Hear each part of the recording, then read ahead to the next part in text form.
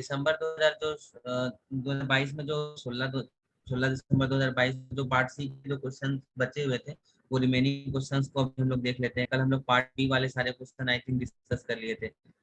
अगर कोई क्वेश्चन होगा फिर तो बाद में और देख लिया जाएगा। ठीक है,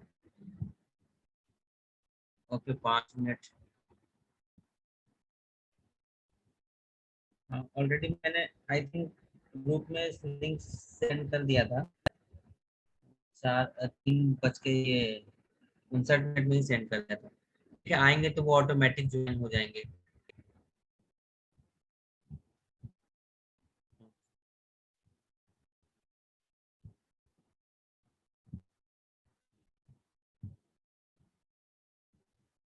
तो ये क्वेश्चंस हो गए थे, ये हो गया था, ये हो गया था, ये हो गया था, ये हो गया था, इस पे थे हम लोग, है ना।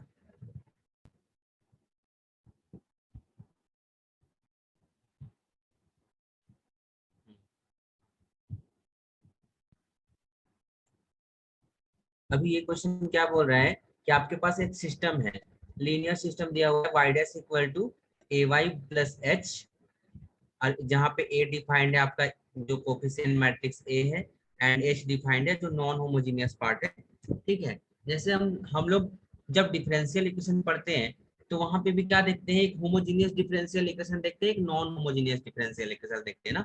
लाइक आपके पास अगर ऐसे है, मान लो D square plus 2d plus 1 into Y equal to अगर 0 है, इस टाइप का एक डिफरेंशियल इक्वेशन डिफाइंड है, वेयर जो डी है वो डिफरेंशियल ऑपरेटर है, डी बाई डी एक्स, है ना। तो इस टाइप के इक्वेशन को आप क्या बोलते हो, कैसा डिफरेंशियल इक्वेशन बोलते हो, होमोजीनियस, क्योंकि जो राइट हैंड साइड है वो क्या है मेरा, होमोजीनियस है ना। तो ये होमोजीनियस डिफरेंशियल इक्वेशन है ना। सेकेंड सेकेंड ऑर्डर का ये क्या है, होमोजीनियस डिफरेंशियल इक्वेशन है। और अगर आपके पास अगर मान लो अगर ऐसा इक्वेशन दिया हुआ रहता है, D square plus D plus 1 y equal to, like यहाँ पे साइन एक्स है, साइन एक्स प्लस ई की पावर एक्स ऐसा देते हैं। तो जब राइट हैंड साइड में मेरा कुछ नॉन जीरो वैल्यू होगा, तब हम लोग क्या बोलते हैं इसको, नॉन होमोजीनियस, है ना, नॉन होमोजीनियस बोलते हैं इसको। ठीक है, तो नॉन होमोजीनियस डिफरेंशियल इक्वेशन और हम लोग होमोजीनियस डिफरेंशियल इक्वेशन का सॉल्यूशन पढ़े थे। मतलब क्या करते थे हम लोग, एक हम लोग फाइंड करते थे सी एफ, है ना, कॉम्प्लीमेंट्री फंक्शन फाइंड करते थे, और होमोजीनियस फंक्शन का हम लोग क्या करते थे, सॉल्यूशन फाइंड आउट कर लेते थे।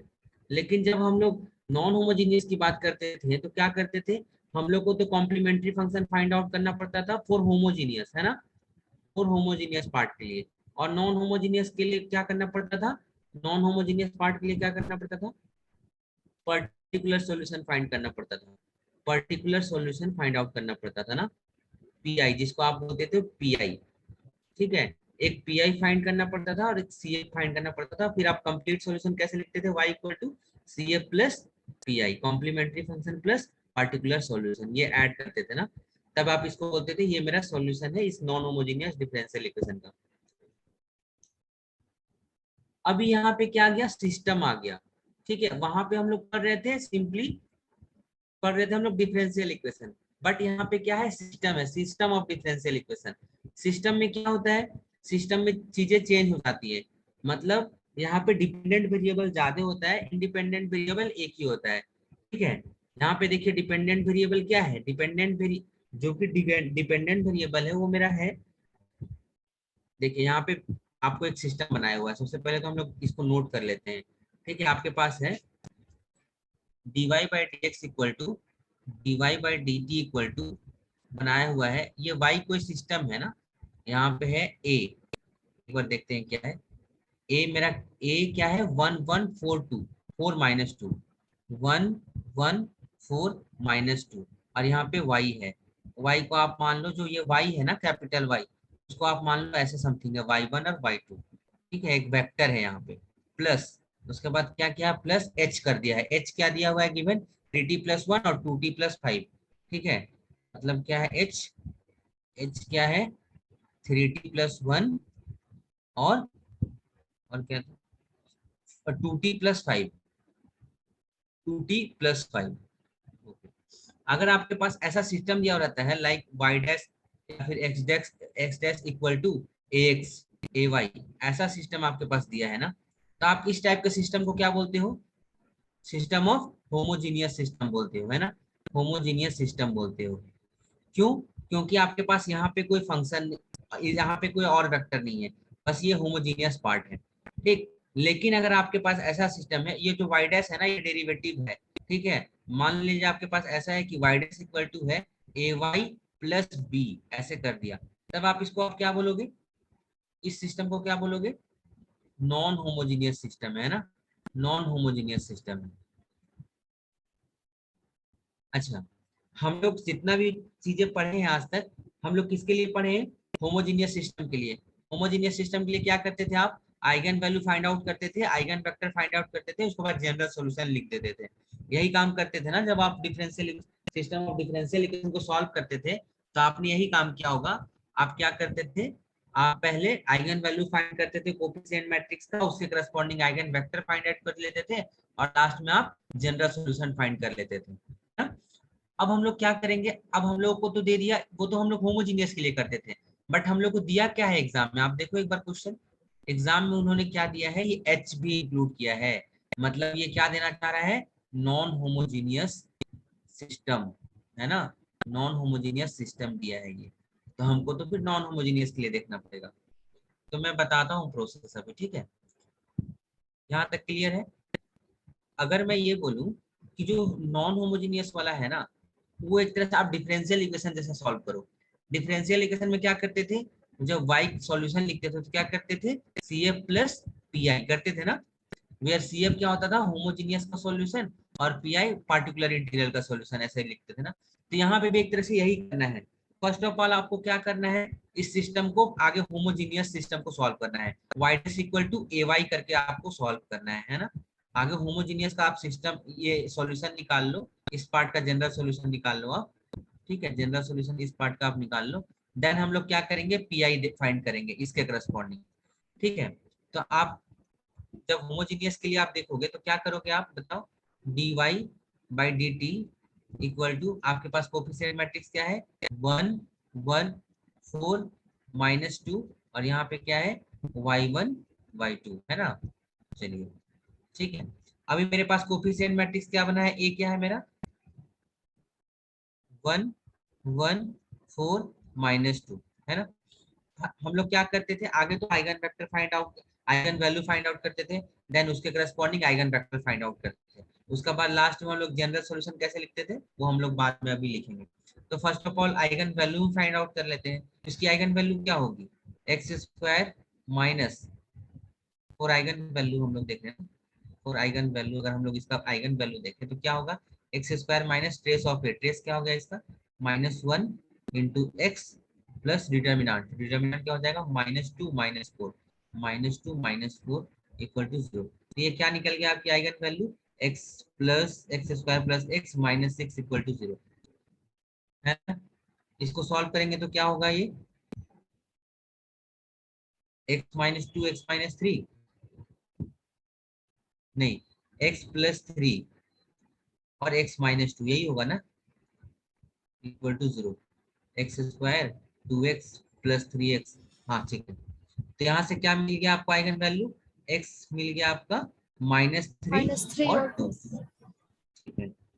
अच्छा, अब आइगन वैल्यू आपके दो मिल गए हैं, आपको आइगन वेक्टर निकालने आता है, दोनों डिस्टिंक्ट मिले हैं ना? तो जब डिस्टिंक्ट होता है तो उसके करस्पॉन्डिंग अलग अलग आइगन वेक्टर निकालते हैं।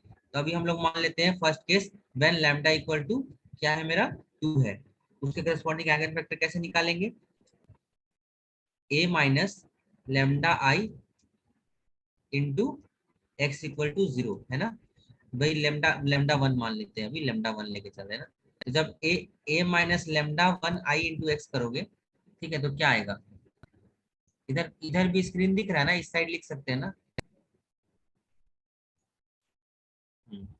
तो जब यहाँ पे करोगे ए माइनस, तो ए मेरा क्या है? 1 1 4 -2, तो 1 -2 करोगे तो यहाँ पे आ गया मेरा -1, यहाँ पे 1, यहाँ पे 4, और यहाँ पे -2 यहाँ पे क्या हो गया? -4, ठीक है।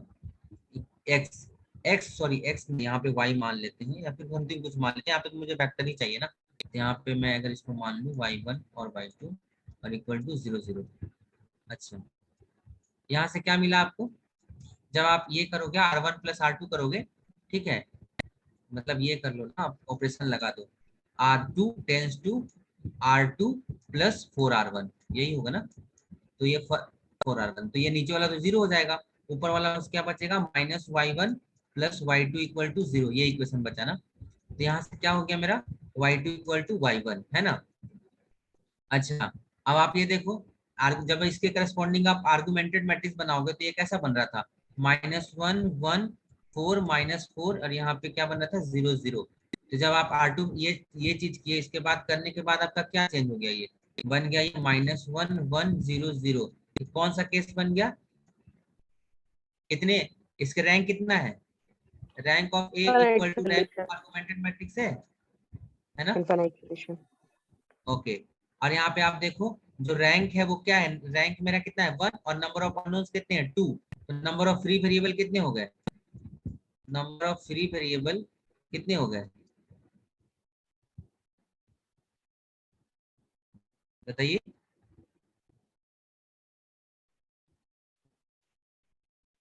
नंबर ऑफ अननोन्स कितने हैं, 2 है ना, माइनस रैंक ऑफ ए, कितना हो गया 2 -1 1, एक हो गया मेरा फ्री वेरिएबल, है ना। चाहे y1 हो गया चाहे y2, किसी को एक फ्री वेरिएबल मानना पड़ेगा। तो मान लेते हैं हम y1 फ्री वेरिएबल है, तो y1 की वैल्यू हम लोग सपोज कर लेते हैं, सपोज, क्योंकि हम लोग यहाँ पे एक वेक्टर निकालेंगे, तो सपोज y1 इक्वल टू 1, जब y1 इक्वल टू 1 मान लिया मैंने, तो y2 क्या हो जाएगा, इसी से y2 भी क्या हो जाएगा 1। तो मेरा एक वेक्टर क्या निकला, लैम्डा 1 के करस्पॉन्डिंग क्या निकला eigen vector, lambda lambda equal to 2, corresponding to eigen vector क्या निकला, इसके करस्पॉन्डिंग आइगन वेक्टर 1 1, है ना। ओके, सेकेंड आइगन वैल्यू क्या है मेरा, second case lambda equal to -3।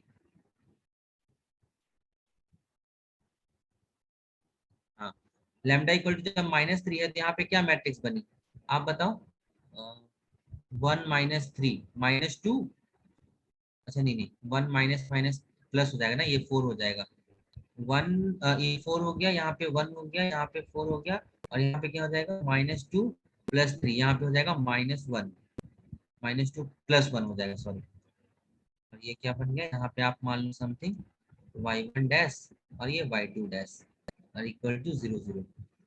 यहाँ से भी आपका क्या निकलेगा, आप जब आर्गुमेंटेड सिस्टम बनाओगे तो वहां पे भी आपको यही चीज, ये सेकंड वाला रो तो जीरो होने वाला है, यहाँ फर्स्ट से क्या निकलेगा 4y1 dash plus y2 dash equal to 0। तो यहाँ से भी फ्री वेरिएबल कितने मिले आपको, एक, मतलब आपको किसी एक को क्या मानना पड़ेगा 1। तो हम क्या मान लेते हैं, y2 डैश को क्या मान लेते हैं, या फिर y1 डैश को आप मान लो, या y2 डैश को ही मान लो आप, y2 डैश को आप मान लो 1। तो y1 डैश कितने मिला, y2 डैश, यहाँ से बताइए ना, एक सेकेंड, नेक्स्ट पेज लेता हूँ। ये नोट कर लिया आप लोगों ने,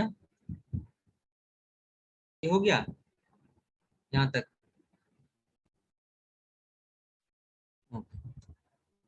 तो यहाँ पे क्या मिला हमको, 4y1 dash plus y2 dash equal to 0। तो यहाँ से हम लोग क्या बोल सकते हैं, y2 dash equal to -4y1 dash.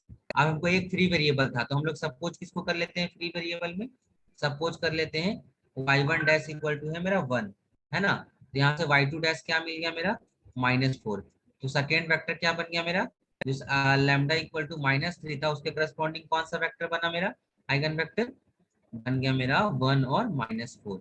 Okay, अब आप जनरल सॉल्यूशन जानते हो कैसे लिखते हैं, जनरल सॉल्यूशन अगर हम लोग को लिखना हो तो क्या लिखते हैं, C1 इंटू ई की power lambda 1 into T, x1 vector जो आप निकाले हो, मतलब यहाँ पे y ले रहे हो तो y लेके चलते हैं, कि हम तो मैं x लेता हूँ, यहाँ पे x लिख रहा हूँ, y1 जो आप लैम्डा 1 के करस्पॉन्डिंग निकाले हो, ठीक है, और प्लस 2 है इसलिए C2 इंटू ई की पावर लैम्डा 2 टी और y2, यही होता है ना, आइगन वेक्टर है y1 और y2, लैम्डा 1 और लैम्डा 2 के करस्पॉन्डिंग।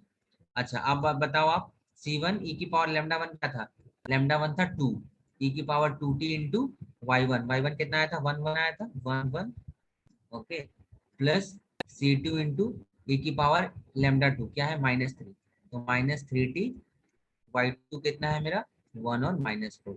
ये निकल गया मेरा जनरल सॉल्यूशन होमोजीनियस के लिए ना। यहाँ तक किसी को डाउट?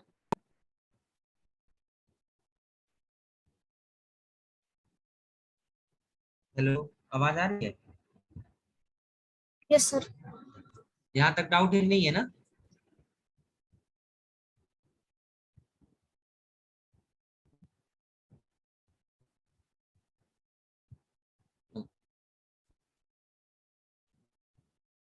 ठीक है, तो अब हम लोग क्या बोल रहे थे? हम लोग को दिया हुआ था सिस्टम नॉन होमोजीनियस ना, और हम लोग होमोजीनियस के लिए फाइंड किए। लेकिन मैं जब सॉल्यूशन करा रहा था तो मैंने क्या लिखा था कि आगे हम लोग क्या करेंगे, इसका होमोजीनियस पार्ट निकालेंगे, उसके बाद पीआई पार्ट भी निकालेंगे, मीन्स पार्टिकुलर इंटीग्रल भी निकालेंगे। तो पर्टिकुलर इंटीग्रल निकालने के लिए सिस्टम में क्या करना होता है, आप ये आप ये चीज सिलेबस में तो नहीं है, मतलब यहाँ पहली बार ये क्वेश्चन पूछा, और इनफैक्ट एक बार और पूछा था नॉन होमोजीनियस से। तो आप ये चीज थोड़ा ध्यान, मतलब इसको देख भी लो, ठीक है? बाद में फर्दर इसका यूज भी हो जाएगा आपको, जब आप पढ़ोगे ना कभी नॉन होमोजीनियस को कैसे सॉल्व करते हैं, तो उस समय आप उसका यूज भी डायरेक्ट कर सकते हो। ठीक है, कि नॉन होमोजीनियस सिस्टम दिया हो तो हम लोग कैसे सॉल्व करेंगे। तो जब नॉन होमोजीनियस दिया होगा तो पर्टिकुलर सॉल्यूशन हम लोग ले लेंगे। हम लोग क्योंकि हमको पता नहीं है, तो हम लोग एक तरह से पर्टिकुलर सॉल्यूशन एज्यूम कर रहे हैं कि जो एक्सपी होगा यहाँ पे वाईपी लेना पड़ेगा मुझे, वाई में है, तो मुझे मैं पर्टिकुलर इंटीग्रल मान ले रहा हूँ। वाईपी कैसा है, एक वेक्टर टाइप में ही होगा। एक वेक्टर टाइप में कैसा होगा, एटी प्लस बी टाइप में मैं ले रहा हूँ। ठीक है, एटी प्लस बी और c t plus d type में पर्टिकुलर इंटीग्रल मान ले रहा हूँ। ऐसा, और ऐसा क्यों मान रहा हूँ, क्योंकि यहाँ पे किस टाइप में दिया है, एक एटी प्लस बी फॉर्म में, तो मैं इन जनरल ही मान लेता हूँ कि जो पर्टिकुलर इंटीग्रल है वो कैसा है मेरा, एक एटी प्लस बी और c t plus d type में। अभी ए बी सी डी की वैल्यू मुझे कुछ मिल जाएगी, मिलेगी ना? तो मैं देखता हूँ फाइंड आउट करके। तो जब वाईपी मैंने ये सपोज किया, क्योंकि ये भी पर्टिकुलर इंटीग्रल भी क्या होता है, एक तरह से सॉल्यूशन ही तो होता है ना। पर्टिकुलर सॉल्यूशन क्या होता है, जो गिवन सिस्टम है उसको सेटिस्फाई भी करेगा। तो हम लोग क्या कर सकते हैं, इसको हिडन ट्रायल करेंगे, इसको लगा देंगे उसी में, मतलब जो वाईपी है ना उसको हम लोग इसी सिस्टम में लगा के मतलब उसको A1 A B C D unknowns के वैल्यू फाइंड आउट कर लेंगे। ये एक तरह से मैंने सॉल्यूशन ही माना है वाईपी। ठीक है, और जब वाईपी निकल गया तो इसका डेरिवेटिव भी निकल जाएगा आपका। वाईपी डैश कितना हो जाएगा बताइए, टी के रिस्पेक्ट में डिफरेंशिएट कीजिए इसको तो क्या निकलेगा, ये ए, और इसको जी के रिस्पेक्ट में कीजिएगा तो क्या निकलेगा, ये सी। तो आपके पास वाईपी भी है, वाईपी डैश भी है। आप आपके पास इवन क्या था, y p dash equal to a a y p plus क्या था, वो एच था ना, एच एच। ओके, तो वाईपी डैश मेरा क्या निकला है, वाईपी डैश निकला है मेरा ए और सी। ठीक है, और यहाँ पे ए मेरा क्या है, ए मेरा है ए टी प्लस बी और सी टी प्लस डी, और वाईपी क्या है, सॉरी सॉरी, ए तो मेरा कोफिशिएंट मैट्रिक्स है ना, और वाईपी मेरा ये है, वाईपी है, और ए कोफिशिएंट मैट्रिक्स है। ए कोफिशिएंट मैट्रिक्स क्या था मेरा, 1 1 4 -2। ओके, 1 1 4 -2, और एच की वैल्यू तो आप लोगों को पता है, एच की वैल्यू है 2t+1, 2t+1 और क्या है 3t+1 और 2t+5, सॉरी 3t+1 और 2t+5। एक बार आप इसको दोनों को मल्टीप्लाई करो और इससे इक्वेट कर देंगे। ठीक है, तो जब इक्वेट करेंगे हम, जब इस दोनों मैट्रिक्स का मल्टीप्लिकेशन करेंगे, ये वेक्टर है, ठीक है, और यहाँ पे जब इसको मल्टीप्लाई करके इक्वेट करेंगे तो फर्स्ट में मुझे क्या मिलेगा, मुझे मिलने वाला है, दोनों मल्टीप्लाई करके इसको ऐड भी कर दे रहा हूँ, ठीक है, और इससे कंपेयर कर रहा हूँ। तो ए इक्वल टू मुझे मिल रहा है इस साइड में a t plus c t plus b plus D plus 3t+1।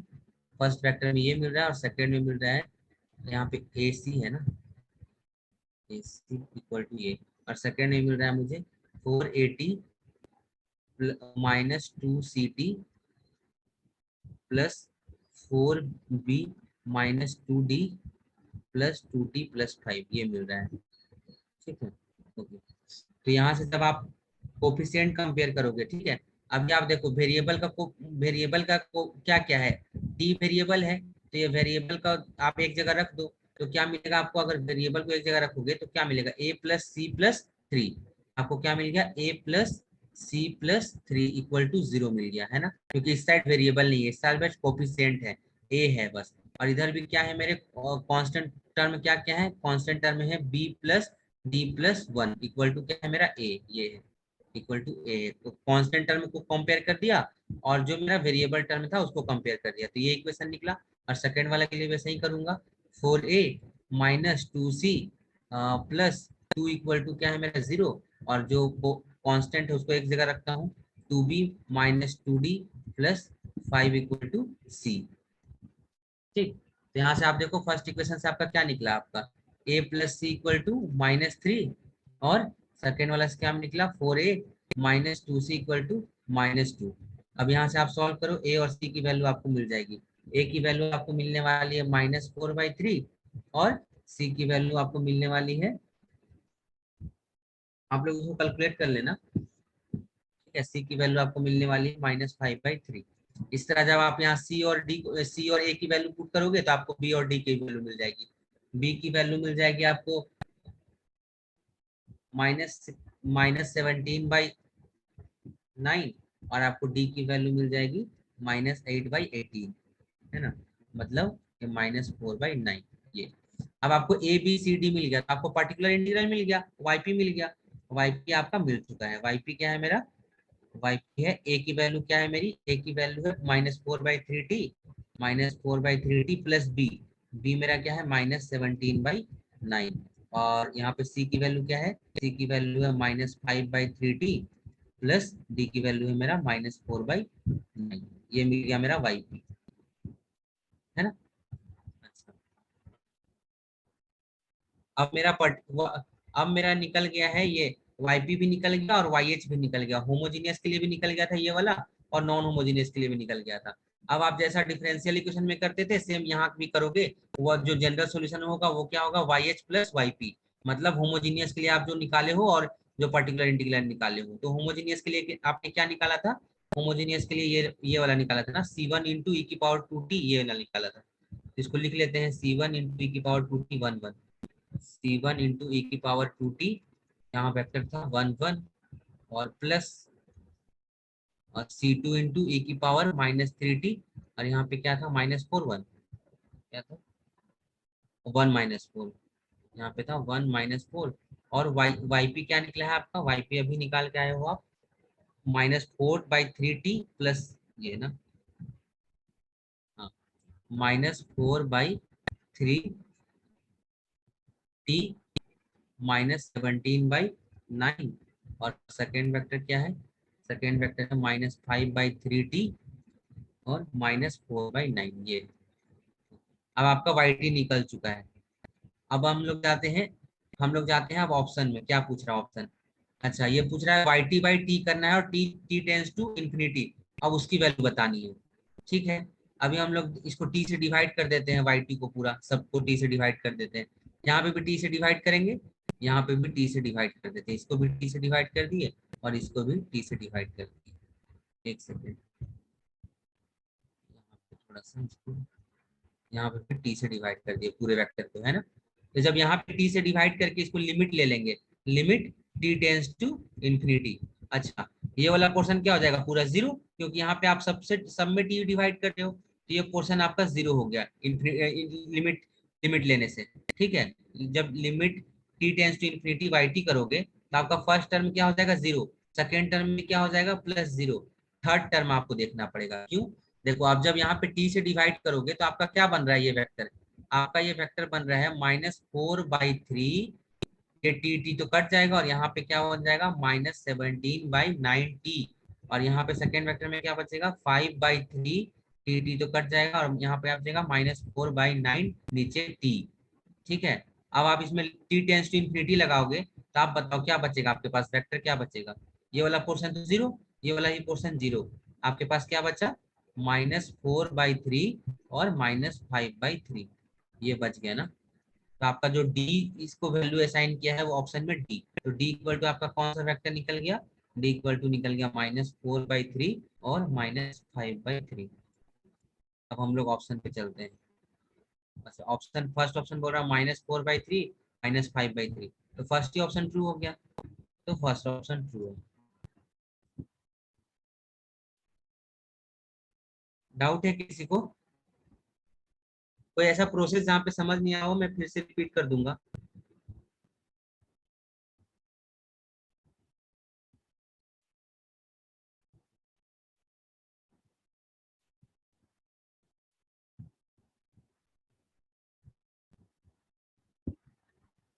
Hello.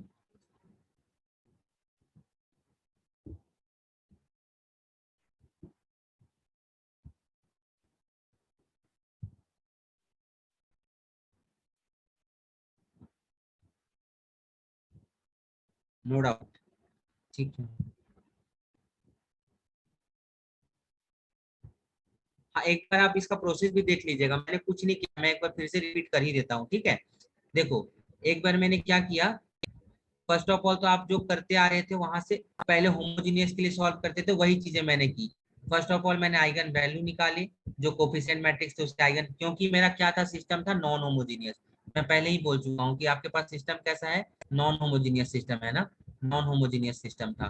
तो हम उसको, हमको होमोजीनियस सिस्टम सॉल्व करने आता था, क्या कैसे करते थे, आप आइगन वैल्यू निकालते थे, आइगन वेक्टर निकालते थे और जनरल सॉल्यूशन निकालते थे। बट यहाँ पे तो नॉन होमोजीनियस है, तो हमको उसके लिए क्या करना पड़ेगा, सीएफ भी निकालना पड़ेगा और पीआई भी निकालना पड़ेगा, मतलब होमोजीनियस के लिए भी निकालना पड़ेगा और नॉन होमोजीनियस के लिए पर्टिकुलर इंटीग्रल निकालनी पड़ेगी। तो हम लोग फर्स्ट ऑफ ऑल होमोजीनियस के लिए सॉल्व करेंगे। तो होमोजीनियस के लिए पहले जैसे सॉल्व करते थे आप, जैसे आपने पढ़ा है, बस उसी उसी को मैंने फॉलो किया है। इस मैट्रिक्स का आइगन वैल्यू निकाल लिया मैंने, और इसके करस्पॉन्डिंग क्या किया, दो आइगन वेक्टर निकाल दिया। लैम्डा इक्वल टू 2 के लिए आइगन वेक्टर निकला मेरा 1 1, और जब लैम्डा इक्वल टू ये लैम्डा इक्वल टू -3 के लिए मेरा आइगन वेक्टर निकला 1 और -4। ठीक है, 1 और -4 इसके ये निकला। फिर मैंने क्या किया, जनरल सॉल्यूशन लिख दिया। जैसे आप लिखते थे, जनरल सॉल्यूशन कैसे लिखते हैं, C1 e की power lambda 1 t into y1 plus C2 e की power lambda 2 t into y2। ये है general solution for homogeneous system. तो ये मैंने पुट करके लिख दिया। अब मुझे क्या निकालना था, yp, पर्टिकुलर इंटीग्रल निकालना था। तो पर्टिकुलर इंटीग्रल, क्योंकि यहाँ पे किस फॉर्म का दिया हुआ है, नॉन होमोजेनियस पार्ट में जिस फॉर्म का दिया हुआ है उसी फॉर्म का हम लोग पर्टिकुलर सॉल्यूशन एज्यूम करके चलेंगे इन जनरल। तो मैंने एज्यूम कर लिया कि इसका जो पर्टिकुलर इंटीग्रल है वो कैसा दिख रहा है, AT प्लस बी और CT प्लस डी टाइप का दिख रहा है। क्योंकि यहाँ पे ऑप्शन, क्योंकि यहाँ पे H की वैल्यू भी इसी तरह है, नॉन होमोजेनियस पार्ट भी इसी तरह है, इसीलिए हम लोग पर्टिकुलर इंटीग्रल भी ऐसा ही एज्यूम करेंगे, इस फॉर्म का ही। ठीक है, तो इन जनरल जब मैं इस फॉर्म का लूंगा, क्योंकि ये मेरा जो ये भी तो एक सॉल्यूशन ही है ना, ये भी क्या एक तरह से सॉल्यूशन ही है। तो जो गिवन सिस्टम है उसको क्या करेगा, ये सेटिस्फाई करेगा। तो मैंने क्या किया, इसका डेरिवेटिव निकाला और जो गिवन सिस्टम था उस पर पुट कर दिया। वाई पी डैश की वैल्यू निकली थी ए और सी, और ए की वैल्यू मुझे पता है कोफिशिएंट मैट्रिक्स, और वाई पी मैंने मान के चला है इस पर्टिकुलर इंटीग्रल को, तो प्लस एच। ठीक है, ये मैंने कर दिया। अब इसको मैंने जनरल इक्वेट करके बस ए और बी और सी और डी की वैल्यू निकाल ली। जब ए बी और सी डी की वैल्यू निकल गई तो आपका क्या निकल गया, एक तरह से पर्टिकुलर इंटीग्रल निकल गया। जब आपका पर्टिकुलर इंटीग्रल निकल गया तो कंप्लीट कंप्लीट इंटीग्रल क्या होता है, y h plus y p, homogeneous plus particular. तो होमोजीनियस मैंने निकाल चुका था और पर्टिकुलर मेरा यहाँ पे निकला हुआ था। अब ऑप्शन में क्या पूछा, क्वेश्चन में क्या पूछा था कि वाई टी बाई टी करने के बाद अगर टी टेंस टू इन्फिनिटी करते हैं तो क्या बचेगा। तो यहाँ पे मैंने सबसे टी से डिवाइड कर दिया। तो यहाँ पे जब टी से डिवाइड करके लिमिट लूंगा तो ये पोर्शन जीरो, ये पोर्शन जीरो, यहाँ पे क्या होगा, ये फर्स्ट वाले एलिमेंट में ये -4/3 बच जाएगा, सेकेंड वाले में -5/3, और यहाँ पे तो टी डिवाइड हो जाएगा। और जब यहाँ पे टी टेंस टू इन्फिनिटी करेंगे तो ये पोर्शन जीरो, ये पोर्शन जीरो, सिंपली ये क्या बच गया, -4/3 -5/3, तो डी की वैल्यू ये आ गई। क्लियर है ना?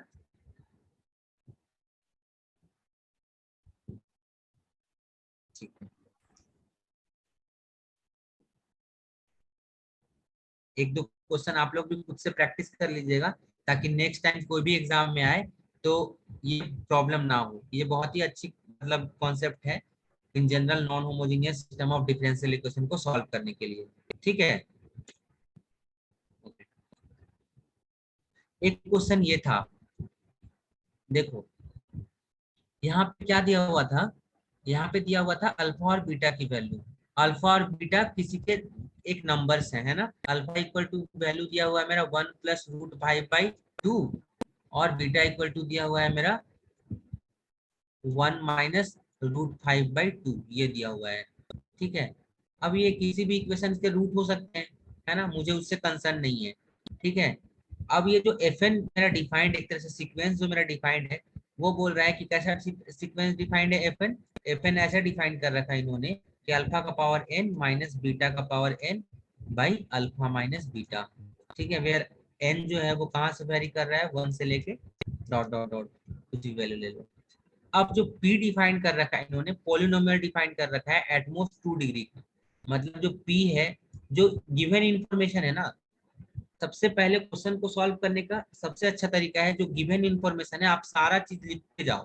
ठीक है, देखो मैं जितना चीज दिया हुआ है सारा चीज लिखते जा रहा हूँ। अल्फा की वैल्यू लिखा, बीटा की वैल्यू लिखा, एफ एन लिखा। अभी मैं पी पे जाऊंगा। पी क्या बोल रहा है, एटमोस्ट 2 डिग्री की पोलिनोमियल बोल रहा है, तो पी मेरा क्या बनेगा, ए naught plus a1x plus a2x², ये मेरा p है ना। अब ये बोल रहा है कि जब p में 1 की वैल्यू रखोगे तो ये f1 बनेगा, p में जब 3 की वैल्यू रखोगे तो ये f3 बनेगा, और p में जब 5 की वैल्यू रखोगे तो ये क्या बनेगा, f5 बनेगा। यहाँ तक क्लियर है। तो जब हम लोग p1 देखेंगे, एक सेकेंड, जब हम लोग p1 देखेंगे तो p1 मेरा क्या बनेगा आप बताओ, ये बनेगा a not plus a1 plus a2, क्योंकि आपने क्या किया है, x के जगह पे 1 रखा है, इक्वल टू क्या है, ये मेरा f1 है। ठीक है, अच्छा सेकेंड में क्या है, आप p2 ना, p3 सॉरी p3 दिया हुआ है f3 की इक्वल, तो p3 में आपका क्या बनेगा यहाँ पे, a not plus 3a1 plus 9a2 equal to मेरा क्या है f3। ठीक है, और थर्ड में क्या है मेरा p5 दिया हुआ है, तो p5 इक्वल टू क्या है मेरा a not plus 5a1 plus 25a2 equal to मेरा क्या है f5 है। ओके, यहाँ तक क्लियर है। यहाँ तक तो मैंने कुछ नहीं किया है, बस जो दिया है उसको बस लिखा हूँ ना। ठीक है, तो ये मेरा गिवन था, इसको मैंने लिख दिया। अभी मेरे को क्या चाहिए, f1 चाहिए, f3 चाहिए, f5 चाहिए, क्यों, इसकी वैल्यू फाइंड आउट करने के लिए, a1 a2 a3 की value find out, a note a1 और a2 की वैल्यू फाइंड आउट करने के लिए। तो मुझे आप बता सकते हैं कि f1 की वैल्यू कितनी होगी। f1 का मतलब क्या है, एन की जगह पे 1 पुट कर दो। जब 1 पुट करोगे तो क्या बनेगा, alpha minus beta by alpha minus beta. ये मेरा क्या बन गया, f1 की जगह पे 1 है ना। तो यहाँ पे आप वैल्यू रख दो, यहाँ पे जब वैल्यू रखोगे तो क्या होगा, f1 इक्वल टू 1 है ना। अच्छा, अब f2 की वैल्यू देखो, f2 नहीं f3 निकालना है मुझे। f3 इक्वल टू मेरा क्या बनेगा, f3 बनेगा alpha cube minus beta cube, है ना, बाई अल्फा माइनस बीटा। इसकी वैल्यू क्या आएगी, ये A cube minus B cube, alpha alpha minus beta तो कट जाएगा यहाँ से, और ऊपर बचेगा alpha square plus alpha beta plus beta square, ये बचेगा ना। ठीक है, तो यहाँ से मेरा क्या आ गया, ये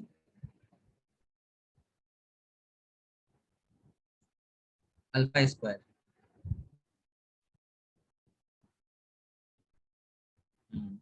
अच्छा, एक हम लोग क्या करते हैं ना, आगे ऑप्शन देखते हैं कि ऑप्शन पे क्या पूछा है, इस इतना तक तो क्लियर होगा, हम आएंगे फिर से यहाँ पे, इसको इक्वेशन 1 मान के चलते हैं। ऑप्शन पे क्या क्या पूछा है, ऑप्शन पूछ रहा है कि जो एफ एन है equal to f n minus 1 plus f n minus 2 for n is greater than equal to 3, ये क्या होल्ड होगा। और फिर पूछ रहा है P7 इक्वल टू 13 और P7 इक्वल टू 10, और ये थर्ड ऑप्शन बोल रहा है कि f n equal to f n minus 1 plus 2f(n-2), क्या ये होल्ड होगा for n greater than equal to 5 के लिए, ये एक ऑप्शन पूछ रहा है। अच्छा, हम लोग कहाँ तक किए हैं, मतलब हम लोग को इन जनरल ही ये चीज पूछ रहा है ना। अच्छा, ये चीज देखिए तो आप लोग, ये क्या है, एक तरह से याद होगा आप लोग पढ़ते होंगे, फिबोनेची सीक्वेंस है ना, फिबोनेची सीक्वेंस, वही है ना, फिबोनेची ही है ना। फिबोनेची सीक्वेंस क्या होता था, एक्स एन इक्वल टू क्या होता था, xn-1 प्लस xn-2, किसके लिए, जब n is greater than equal to 3 के लिए, है ना। क्योंकि 1 1 2 के लिए तो आप मानते थे वैल्यू, 1 2 के लिए क्या मानते थे, 1 1, उसके बाद कैसे चलता था 2, फिर चलता था 2 + 1 3, फिर चलता था 3 + 1 3 + 2 5, फिर चलता था 5 + 3 8, फिर चलता था 8 + 5 13, ऐसे चलता था ना फिबोनेची सीक्वेंस। अच्छा, अगर मैं F1 F2 F3 की वैल्यू फाइंड आउट कर लूं तो मुझे पता चल जाएगा कि ये फिबोनाची सीक्वेंस है कि नहीं है। एफएन पे ही पूछ रहा है ना, ये तो एफएन पे ही पूछ रहा है। तो एफएन तो मुझे पता है कि एफएन कैसा दिख रहा है, ऐसा दिख रहा है। तो मैं क्या करूंगा आगे, सबसे पहले टर्म निकालने की कोशिश करता हूँ, F1 F2 निकालने की कोशिश करता हूँ। ठीक है, आपके पास एफएन गिवन है, क्या है आपके पास एफएन, अल्फा का पावर n माइनस बीटा का पावर n अपॉन में अल्फा माइनस बीटा, ये है। तो आपने निकाला है अभी अल्फा वन। ठीक है, अल्फा वन क्या निकाला था आपने, वन। अच्छा अल्फा टू बता दीजिए, अल्फा टू क्या होगा, a alpha square minus beta square पर अल्फा माइनस बीटा, मतलब अल्फा प्लस बीटा होगा ना। अल्फा प्लस बीटा जब करोगे तो क्या मिलेगा आपको, अल्फा की वैल्यू है 1 + √5/2, 1/√+√5/2, और प्लस बीटा कर रहे हो ना, बीटा की वैल्यू थी 1/2 माइनस √5/2। यहाँ से क्या मिला आपको, वन मिल गया। तो F2 भी क्या मिल गया आपको, वन। अल्फा प्लस बीटा की वैल्यू क्या मिल गई, वन। F3, अभी हम लोग पीछे F3 भी देख रहे थे ना, तो F3 मेरा क्या है, F3 इक्वल टू होगा alpha cube minus beta cube upon में अल्फा माइनस बीटा। इसकी वैल्यू होगी alpha square plus alpha beta plus beta square, ये होगी ना। इसकी वैल्यू आप बता दो। अल्फा, अल्फा आपका क्या है मेरा, 1 + √5/2 है ना। जब इसका आप स्क्वायर करोगे, अल्फा स्क्वायर करोगे और बीटा स्क्वायर करोगे ना, बीटा इसका स्क्वायर करो आप और इसका स्क्वायर करो, 1 - √5/2 का स्क्वायर, और ये दोनों को ऐड कर दो आप स्क्वायर करके, तो क्या होगा ये 1 + 4 + 5/4 प्लस ये जो 2ab वाला होगा, यहाँ पे भी 2ab वाला होगा, वो तो कट जाएगा। ठीक है, तो यहाँ पे सिंपली क्या बचेगा, यहाँ पे भी बचेगा 1/4 + 5/4 ही बचेगा, ये दोनों को ऐड करने के बाद alpha square plus beta square की वैल्यू। ठीक है, तो यहाँ से क्या मिल गया, 5 + 5 + 1 + 1 12, 12/4 करेंगे तो कितना हो जाएगा, 3। अच्छा alpha square plus beta square की वैल्यू मिल गई 3 + अल्फा बीटा। अल्फा बीटा की वैल्यू आप बता दो, अल्फा आपके पास ये है, बीटा आपके पास ये है, जब अल्फा इंटू बीटा करोगे तो क्या हो जाएगा, देखो 1 + √5/2 और 1 - √5/2। तो ये ए प्लस बी ए माइनस बी वाला फॉर्म में है, तो ये मेरा क्या बन गया, जब करोगे तो 1 - 5/2 मतलब 1 - 5/4 मतलब ये बन गया -1। ओके, तो ये मेरा क्या निकल गया, अल्फा इंटू बीटा क्या निकल गया, -1। तो 3 - 1 ये क्या निकल गया, 2। ठीक है, आप देखो फिबोनाची ही बन रहा है, 1 1 2। अभी आपको F4 निकालना पड़ेगा, आप F4 भी बता दीजिए जैसे। F4 आपका क्या हो जाएगा, अल्फा की पावर 4 प्लस बीटा की पावर 4/अल्फा माइनस बीटा। इसको थोड़ा रफ कर देता हूँ मैं।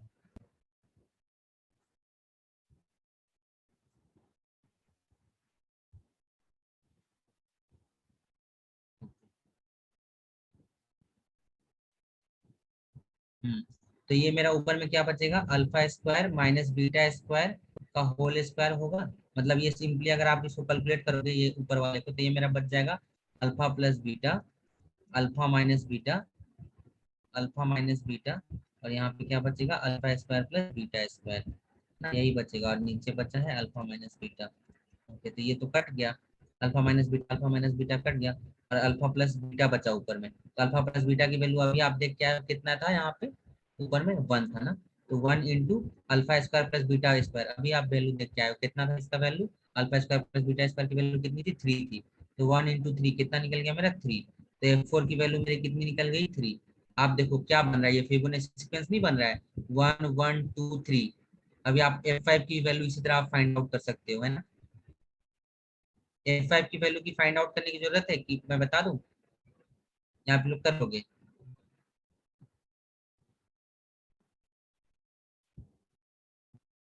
कर लेंगे ना, कर लेंगे।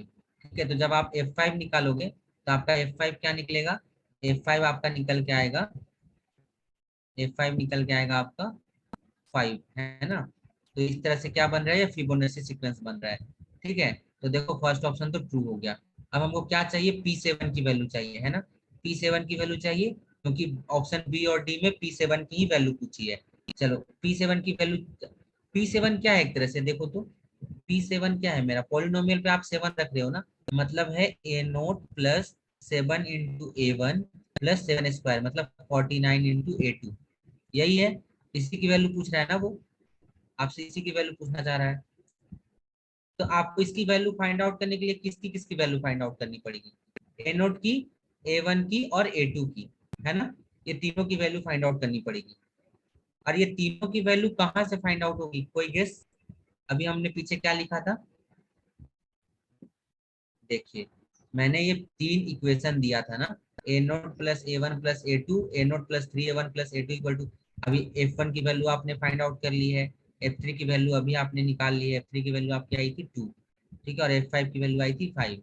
अभी आप इसमें पुट कर दो, F2 की वैल्यू आपकी आई थी 3 2 और इसकी वैल्यू आई थी 5, ठीक है, ये आपका वैल्यू निकल गया था। तो आपके पास ये क्या बन गया, एक तरह से सिस्टम। अभी आप इस सिस्टम से क्या निकालोगे, ए नोट ए वन और ए टू की वैल्यू फाइंड आउट करोगे, ठीक है, और उसमें क्या करोगे फिर P7 में पुट कर दोगे, है ना। तो आप देखो एक सेकंड।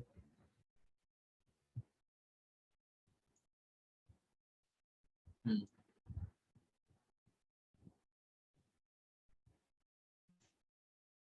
अच्छा यहाँ से एक ऑप्शन आप और बता सकते हो, जैसे आपने इस ऑप्शन को बोला ना कि ये फिबोनाची सीक्वेंस है, तो ऑप्शन नंबर थर्ड भी आपका फॉल्स हो जाएगा, क्योंकि इस तरह का सीक्वेंस नहीं बन रहा है ये, ठीक है। किस तरह का सीक्वेंस बन रहा है, इस फॉर्म का सीक्वेंस बन रहा है। तो आप एक तरह से तो ये कर सकते हो कि F5 की भी वैल्यू आप निकाल दो, क्योंकि n = 5 बोल रहा है ना, तो जब आप F5 लोगे, मतलब F5 करोगे, तो आपका क्या होगा, ये इस ऑप्शन से ये मेरा होगा F4 + 2 F3, ये होगा ना। तो जब इसकी वैल्यू पुट करोगे, क्योंकि आपने F4 निकाला है 3 है, +2 × F3, F3 आपने निकाला है 2 है, तो ये कितना वैल्यू दे रहा है, 2 × 2 4, 4 + 3 कितना दे रहा है, 4 + 3 7, जबकि F5 की वैल्यू मेरी कितनी आई है, 5 आई है, तो ये मेरा फॉल्स हो गया। तो थर्ड ऑप्शन तो मैंने डिस्कार्ड कर दिया, ठीक है। अभी हमको फर्स्ट ऑप्शन ट्रू है, अभी बी और डी में से कोई एक ट्रू होगा, जब हम लोग ए वन और ए टू की वैल्यू फाइंड आउट करके इसमें पुट करेंगे, तब हमको मिल जाएगा इसका, ठीक है। अच्छा, अभी जो सिस्टम बना है वो आप एक बार ध्यान से देखिएगा, क्या क्या बना है ना यहाँ पे। हाँ,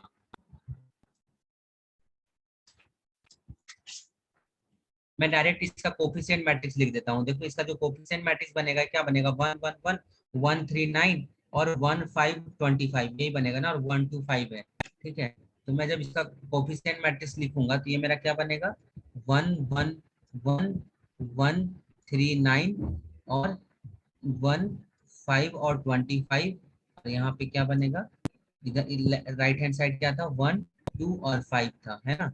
ये मेरा कोफिशिएंट, यहाँ से आपको A0 A1 और A2 की वैल्यू निकल जाएगी। आप इस सिस्टम को सॉल्व कर लो, थोड़ा ज्यादा लेंदी हो गया, बट कोई नहीं। इसको आप जब करोगे, तो ये हो गया 0 0, यहाँ पे हो गया 2, और यहाँ पे हो गया R3 - R2, ये हो गया 4, यहाँ पे हो गया 1, 9 - 1 8, 25 - 1 24, है ना। ओके, और यहाँ पे करोगे तो 1, यहाँ पे 2 - 1 करोगे तो 1, और 5 - 1 करोगे तो 4, ये बन गया ऐसा। अच्छा, यहाँ पे आप इसको माइनस कर दो, आप R2 में चेंजेस 0 1 2 4, फिर यहाँ पे आपको करना पड़ेगा R3 → R3 - 2 R2, ये करना पड़ेगा। यहाँ पे 0, यहाँ पे 1 8, 24 - 2R1, मतलब यहाँ पे बन जाएगा ये 8, है ना, 8, और यहाँ पे 1 1 4 - 2 करोगे तो यहाँ पे 2। अच्छा, तो यहाँ पे लास्ट में क्या निकल गया, 8 A2 = 2, यहाँ से A2 की वैल्यू कितनी निकल गई मेरी, 1/4। अच्छा, इससे सर जस्ट ऊपर वाले में क्या है, 2A1 + 8 A2 = मेरा है 1, यहाँ से A1 की वैल्यू निकल जाएगी आपकी, A1 की वैल्यू आपकी निकल जाएगी -1/2, ठीक है। और सबसे ऊपर वाले में जब आप पुट करोगे, A0 + A1 + A2 = 1, तो यहाँ से आपको A0 की वैल्यू निकल जाएगी 5/4। और अब आपको P7 की वैल्यू चाहिए ना, P7 की वैल्यू चाहिए, तो P7 आपका क्या आया था, A0 + A1 + 49 × A2, यही था ना। तो A0 मेरा कितना है, A0 है मेरा 5/4 प्लस 7 × A1, A1 कितना है मेरा, A1 है -1/2।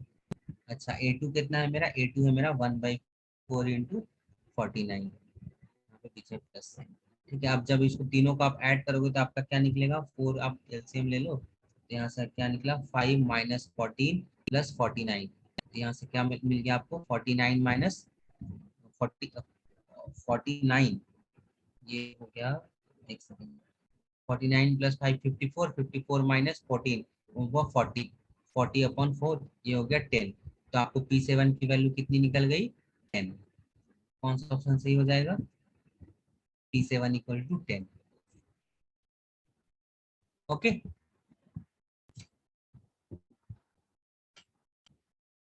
तो मैंने इसमें क्या किया है, मैंने एक तरह से पहले आपकी सीक्वेंस देखा कि सीक्वेंस कैसा बन रहा था। तो इस तरह से क्या बन रहा था, फिबोनाची सीक्वेंस बन रहा था ना। और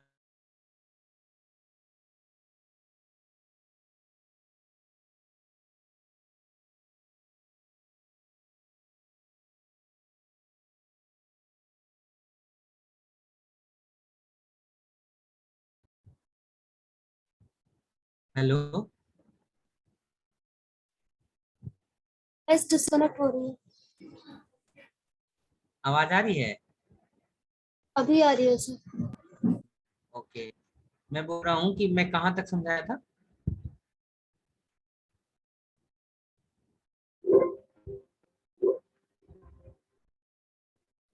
आपने बताया था ये सीक्वेंस आपने सबसे पहले फाइंड आउट कर लिया कि ये फिबोनाची सीक्वेंस है, यहाँ तक हो गया था। अच्छा, हाँ हाँ, मतलब मैंने बता दिया कि ये फिबोनाची सीक्वेंस, मैंने first of all Fibonacci sequence देखा तो मुझे फर्स्ट ऑप्शन वहां से ट्रू हो गया कि ये फिबोनाची सीक्वेंस बन रहा था।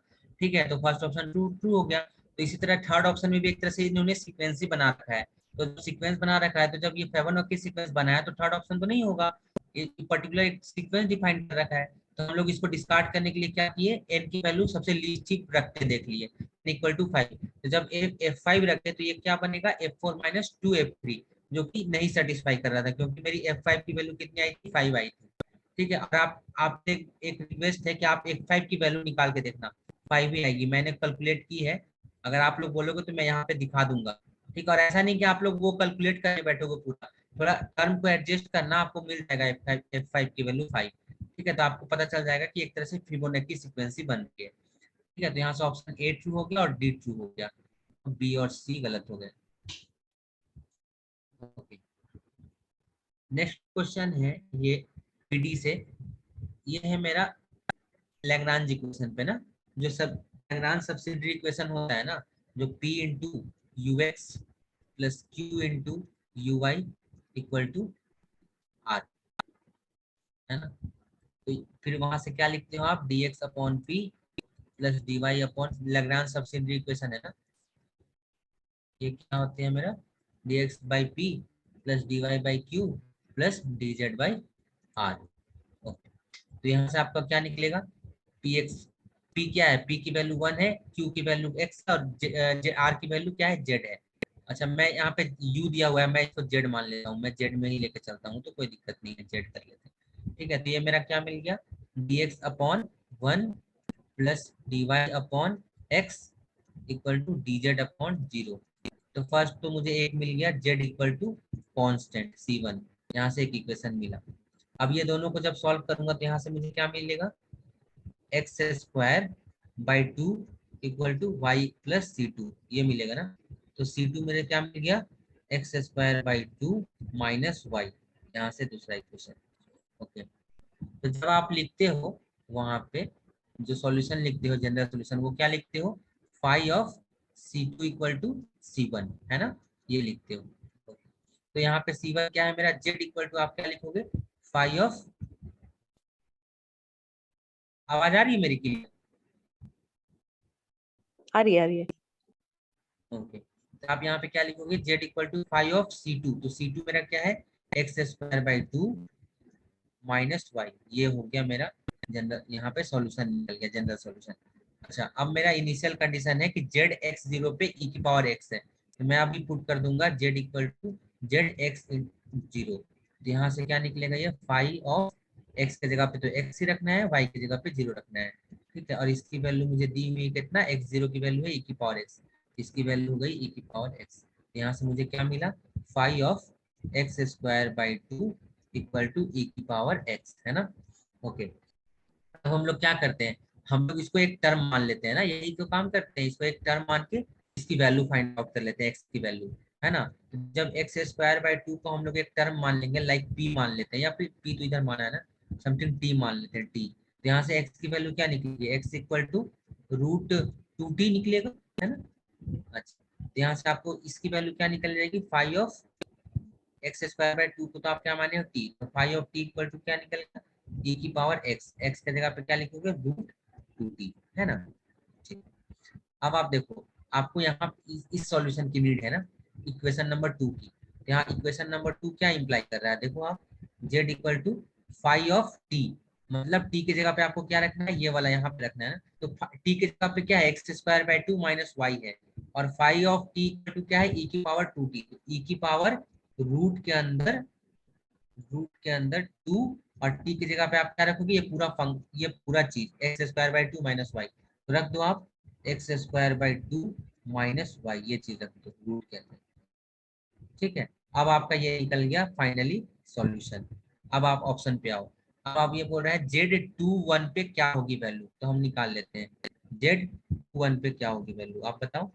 जब आप x के जगह पे 2 पुट करोगे तो क्या होगी, e की पावर 2, यहाँ पे जब आप 2 पुट करोगे 2 का स्क्वायर कितना हो गया 4, 4 बाई 2 2, 2 माइनस 1, ये बन गया सिंपली अंदर में 1, ये मेरा क्या बन गया, e की पावर रूट 2, बट ऑप्शन में क्या है e का स्क्वायर, तो ये गलत हो गया।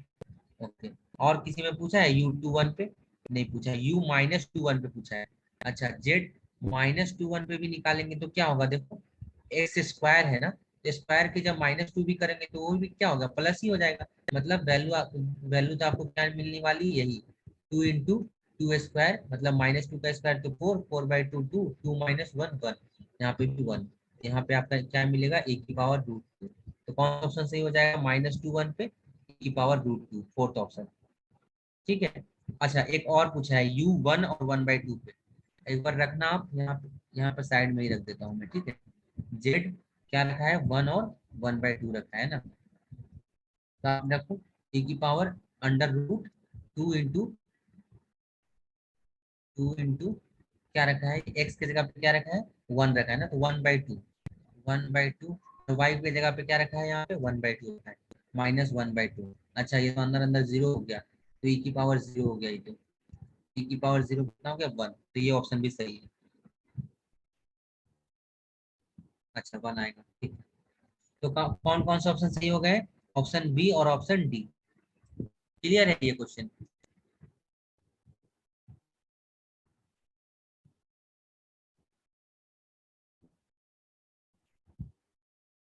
ओके,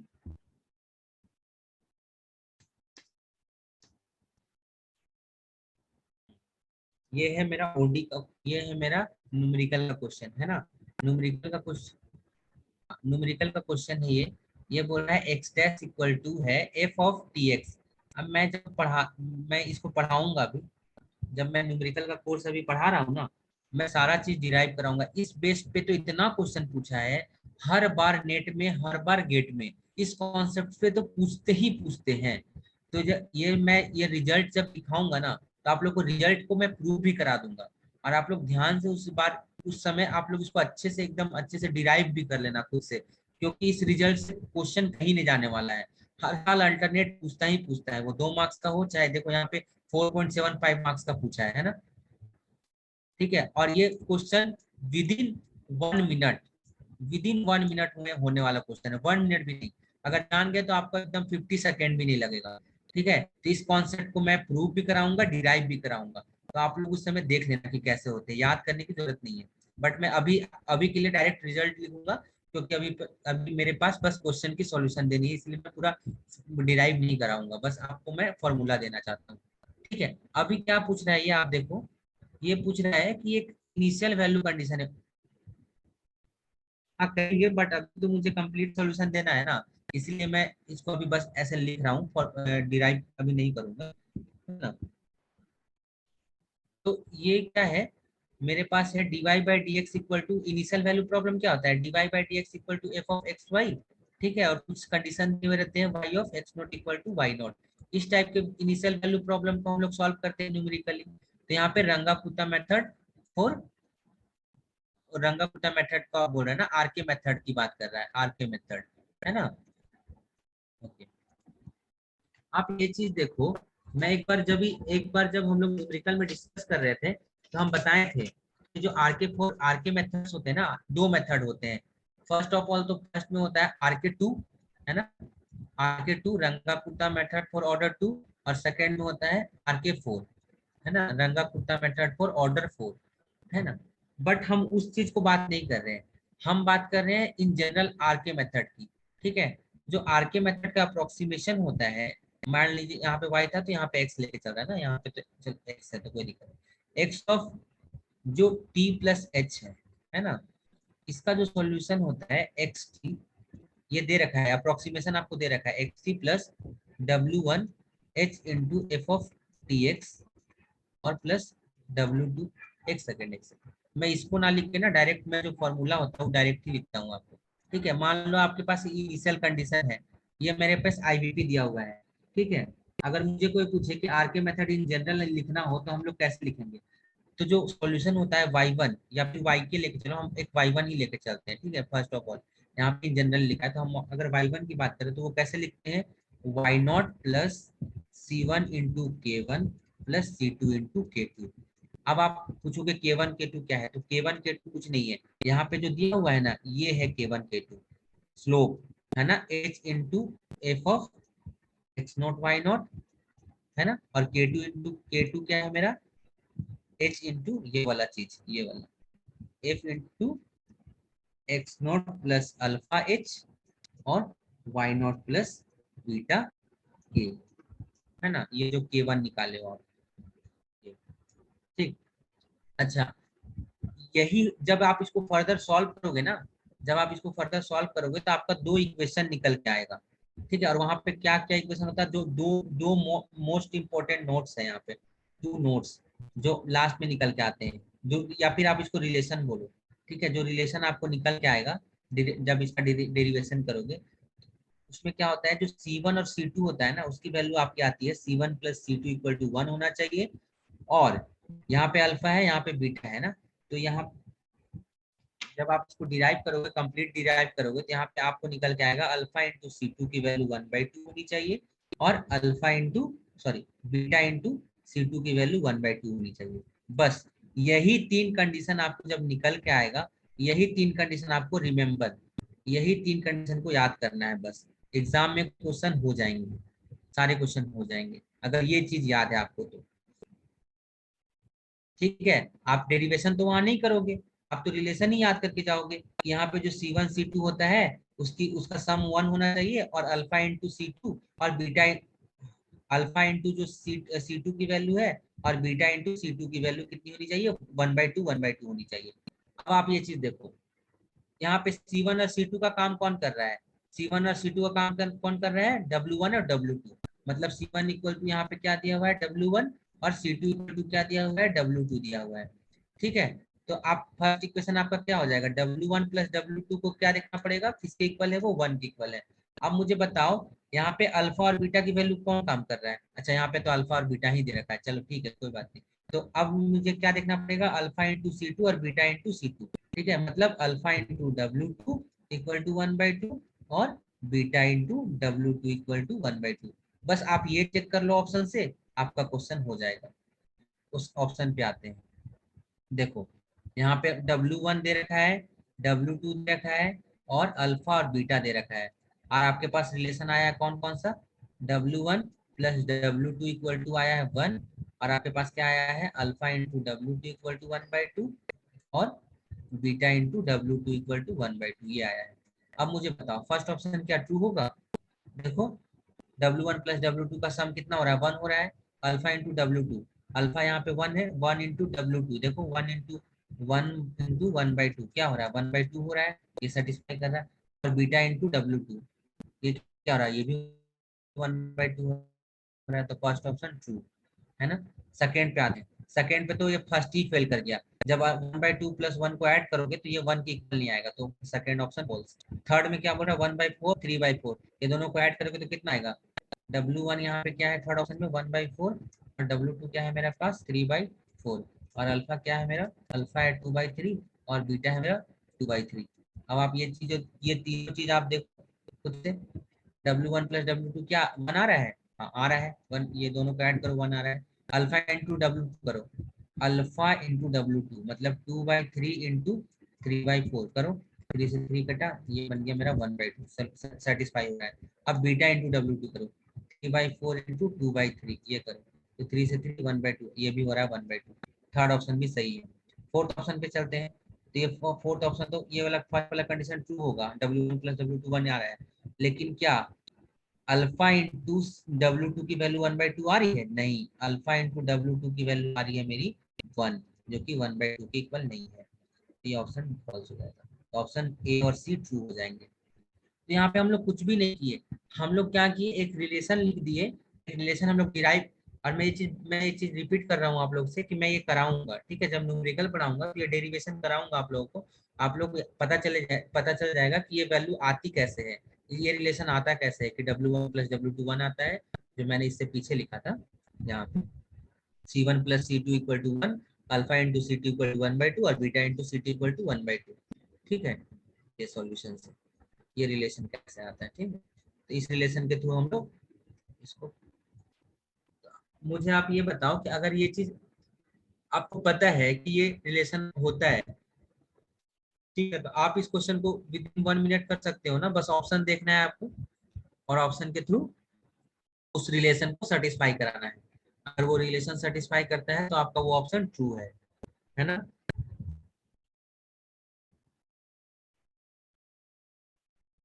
हम्म, हाँ, और एक तरह से मैं जब ODPD का जो कंप्लीट कोर्स भी लेके आऊंगा ना, उसमें भी ये सब चीजें फिर से कराऊंगा। जो सिलेबस वाली चीजें है ना, वो कंप्लीट थ्योरी की चीजें देने की कंप्लीट कोशिश करूंगा, ताकि क्वेश्चंस में ये ना लगे कि ये अननोन क्वेश्चन है, कभी लिखा हुआ क्वेश्चन नहीं है। ठीक है, तो सबसे इम्पोर्टेंट चीज यही होता है, जब आप क्वेश्चन करो ना, तो आपको ऐसा ब्लाइंड नहीं लगे कि हम ये चीज तो कभी देखे ही नहीं थे। ठीक है, तो मैंने खुद ही ये क्वेश्चन किया था एग्जाम में, विद इन 30 सेकेंड किया होगा। ठीक है, क्योंकि मुझे ये कॉन्सेप्ट पता था कि ये होता है C1 plus C2 equal to 1 और ये अल्फा टू, और जो नहीं जानेगा उसको लगे कि कहाँ ही पूछ दिया, है ना। तो चीजें जानने से बहुत इजी होती हैं। ठीक है, अगर आप वो चीज को आप कभी पढ़े हुए हो तो सबसे मोस्ट इम्पोर्टेंट इसके लिए क्या होता है, थ्योरी। तो जब हम लोग जब थ्योरी पढ़ेंगे तो मैं ये सब चीजें ऑफकोर्स आप लोग से डिस्कस करूंगा, कोई चीजें नहीं छोड़ूंगा। ठीक है, नेक्स्ट क्वेश्चन में क्या है,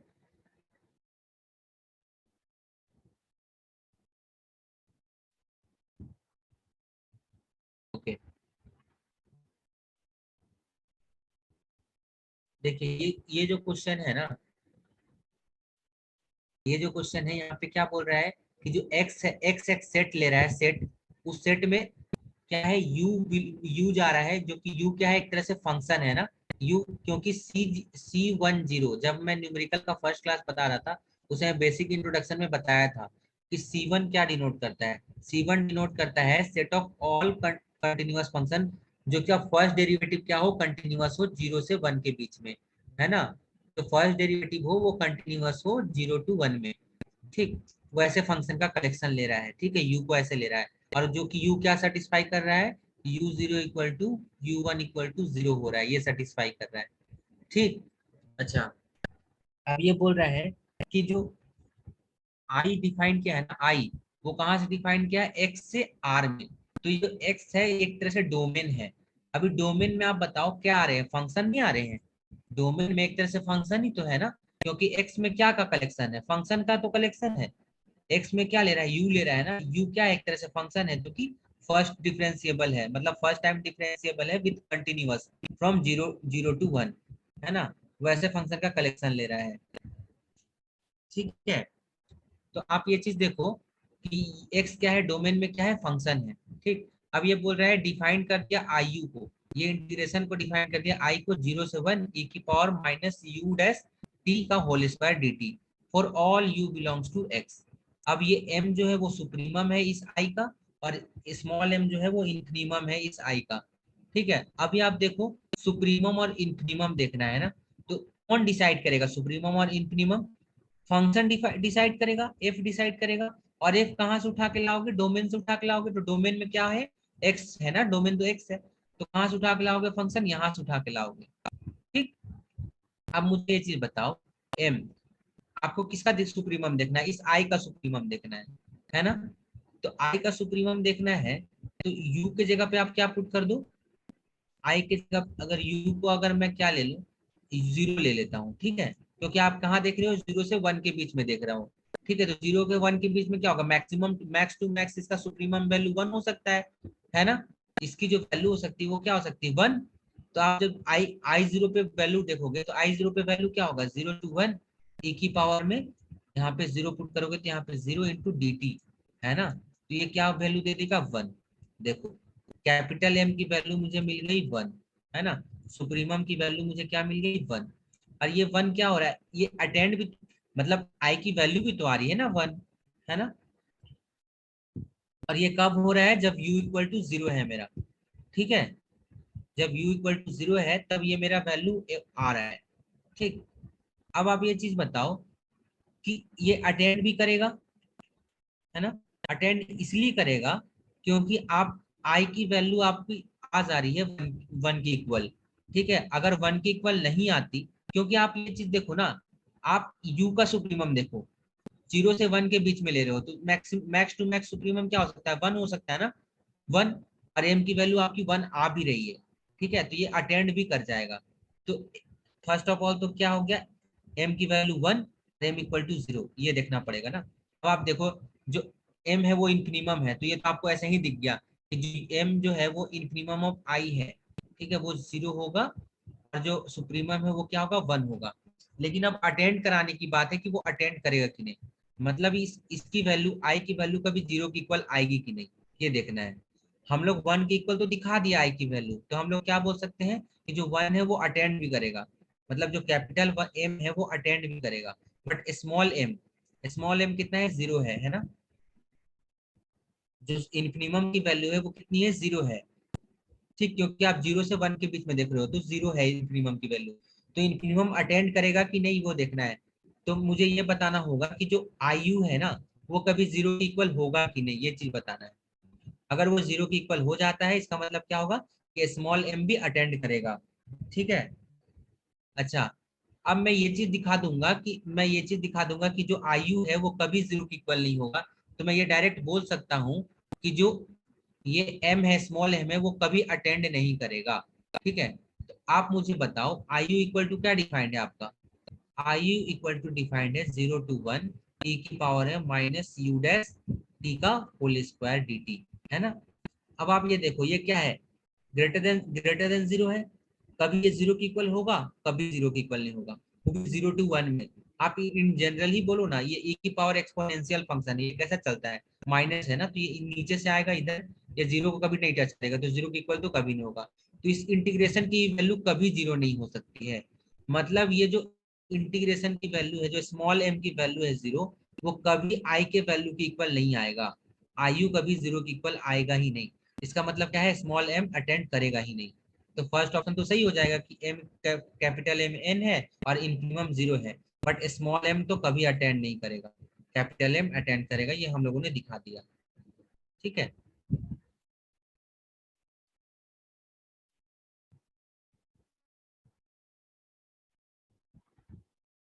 ओके,